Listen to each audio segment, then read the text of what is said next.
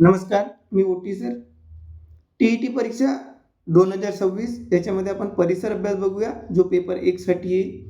आणि या परिसर अभ्यासामध्ये अतिशय महत्त्वपूर्ण जो काही एक भाग असतो, एक विषय असतो पेपर 1 मध्ये, त्यामध्ये 30 पैकी 30 मार्क कसे घ्यायचे याविषयी काही महत्त्वाचे प्रश्न आपण अगदी थोडक्यात, अगदी व्यवस्थितपणे बघणार आहोत. आपण व्हिडिओच्या शेवटपर्यंत बनून राहा.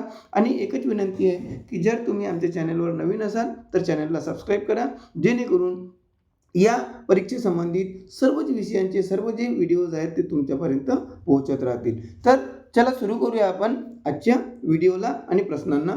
तर पहिला प्रश्न दिलेला आहे की प्रदूषण नियंत्रण म्हणजे जे पोल्युशन कंट्रोल आहे ते त्याचे 4 ऑप्शन दिलेले आहेत आणि आपल्याला एकच लिहायचे असते. म्हणजे पोल्युशन नियंत्रण किंवा प्रदूषण नियंत्रण हे गरजेचे आहे, हे ऐच्छिक आहे, ऑप्शनल आहे, केले तर ठीक नाही तर ठीक, फायद्याचे नाही हा एक दिलेला आहे, सांगता येत नाही असा दिलेला आहे. तर सर्वात सोपं काम आहे की प्रदूषण नियंत्रण हे गरजेचेच आहे, म्हणजे आवश्यक आहे, म्हणून पर्याय क्रमांक 1 त्याचे काय होईल, उत्तर होईल. त्यानंतर पर्यावरण शिक्षण ही कोणती बाब आहे किंवा काय आहे आपण बघूया. खर्चाची बाब आहे, हक्काचे नाही, सांगता येत नाही, आवश्यक बाब आहे.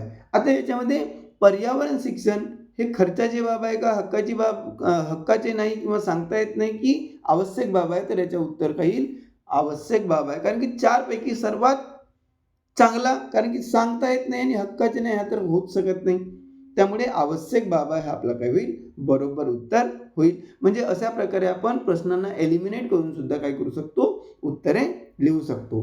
पर्यावरण शिक्षणाचा राजमार्ग आहे, पर्यावरण शिक्षणाचा राजमार्ग आहे कोणता, कडक फायदे, निर्बंध, शिक्षण क्रमात समावेश आणि यापैकी नाही. तर याच्यापैकी पर्यावरण शिक्षणाचा राजमार्ग आहे. आता शिक्षणाचा राजमार्ग आहे म्हणून शिक्षण क्रमात समावेश, त्याच्या शिक्षणामध्येच काय असायला पाहिजे, अभ्यासक्रमामध्येच समावेश असायला पाहिजे. पर्याय क्रमांक 3 आपला बरोबर उत्तर येईल. पर्यावरण शिक्षणाबाबत ग्रामीण भागात, आता ग्रामीण भागात काय असते, उत्साह आहे, उदासीनता आहे, जागरूकता आहे की यापैकी नाही. आता कोणता विचारलेला आहे, कोणता विचारला आहे, ग्रामीण भागात आणि पर्यावरण शिक्षणाबाबत, तर आपल्याला काय दिसून येतो, उदासीनता दिसून येतो, म्हणजे पर्याय क्रमांक 2 आपला बरोबर उत्तर होईल. त्यानंतर पुढला आपण प्रश्न बघूया की पर्यावरण विषयक जबाबदारी ही राज्याची आहे, केंद्र सरकारची आहे, फक्त नागरिकांची आहे की 1, 2, 3. तर आपण बघूया की पर्यावरण विषयक जेव्हा जबाबदारी म्हणतो ही सर्वांचीच आहे, म्हणजे राज्याची आहे, केंद्र सरकारची आहे आणि आपली सुद्धा आहे. म्हणजे पर्याय क्रमांक 4, 1, 2, 3 हा याचा काय होईल, बरोबर उत्तर होईल. असे अगदी महत्त्वपूर्ण आणि सोपे प्रश्न येतात.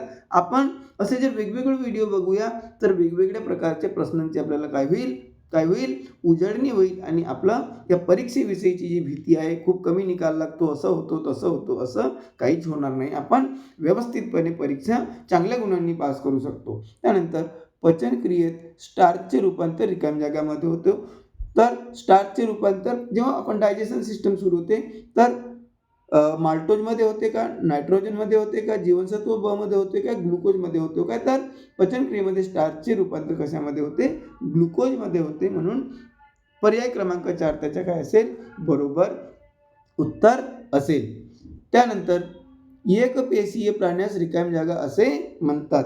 आता जी एकपेशीय जी प्राणी असतात त्यांना आपण जीवाणू म्हणतो की कुहरात्री म्हणतो की आदिजीव म्हणतो की परजीवी म्हणतो. तर एकपेशीय प्राण्यास आपण आदिजीव म्हणतो, त्याला आपण काय म्हणतो, आदिजीव असे म्हणतो. म्हणून पर्याय क्रमांक 3 त्याच्या बरोबर उत्तर होईल.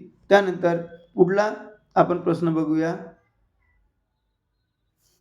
ठीक आहे, पुढला प्रश्न आहे कंपन संख्या मापनाचे एकक कोणते. कंपन संख्या मापनाचे, कंपन झाले, कंपन जसं कधी होते की आपण काय म्हणतो, भूकंपाच्या वेळी होते, तर कंपन संख्या मापनाचे एकक कोणते, मीटर नाही ते तर लांबी मोजते. त्याच्यानंतर हर्ट्ज आहे का, जूल आहे का, न्यूटन आहे का. तर याच्यामध्ये जे काही कंपन संख्या मापनाचे जे एकक आहे ते काय आहे, हर्ट्ज आहे. काय आहे, हर्ट्ज आहे. त्यानंतर आम्लामध्ये कोणते मूलद्रव्य असतेच, तर आम्लामध्ये कार्बन असते का, क्लोरीन असते का, हायड्रोजन असते का, ऑक्सिजन असते का? तर आम्लामध्ये हायड्रोजन हे मूलद्रव्य असतेच असते. त्यानंतर रिश्टर स्केल हे खालीलपैकी काय आहे? तर सर्वांना माहीत असेल, जवळजवळ अतिशय सोपा प्रश्न दिलेला आहे की रिश्टर स्केल हे खालीलपैकी काय आहे? भूकंप मापन एक यंत्र आहे. भूकंप मापन पर्याय क्रमांक 1 त्याच्या काय होईल? बरोबर उत्तर होईल. त्यानंतर नवेगाव राष्ट्रीय उद्यान कोठे आहे? तर नवेगाव राष्ट्रीय उद्यान हे गोंदिया जिल्ह्यामध्ये आहे. गोंदिया जिल्ह्यामध्ये आहे म्हणून गोंदियामध्ये आहे असं आपण त्याचे काय करूया? उत्तर लिहूया. त्यानंतर महाराष्ट्रात सर्वाधिक जंगल क्षेत्र कोणत्या जिल्ह्यात आहे? तर याच्यामध्ये महाराष्ट्रातला सर्वात जास्त जंगल क्षेत्र विचारलेलं आहे. नागपूर जिल्ह्यात आहे का, चंद्रपूर जिल्ह्यात आहे का, कोल्हापूर जिल्ह्यात आहे का, की गडचिरोली जिल्ह्यात आहे? हे सुद्धा तुम्ही काय करू शकता? नक्षल कुठं राहतात? जी जंगलात. कुठं? गडचिरोली. पर्याय क्रमांक 4. त्यानंतर महाराष्ट्रातील सर्वात मोठे धरण कोणते? तर महाराष्ट्रातील सर्वात मोठे धरण कोयना आहे का, उजनी आहे का, जायकवाडी आहे का, की गिरणा आहे का? तर महाराष्ट्राचं सर्वात मोठे धरण हे जायकवाडी धरण आहे आणि ते गोदावरी नदीवर बनलेलं आहे. अशा प्रकारे अगदी व्यवस्थित, अगदी थोडक्यामध्ये आपण प्रत्येक विषयाचे जिथं जिथं आवश्यक असेल तिथे तिथे आपण मोठे सुद्धा व्हिडिओ बनवूया. पुन्हा आपण भेटूया. इथंच थांबतो. नमस्कार.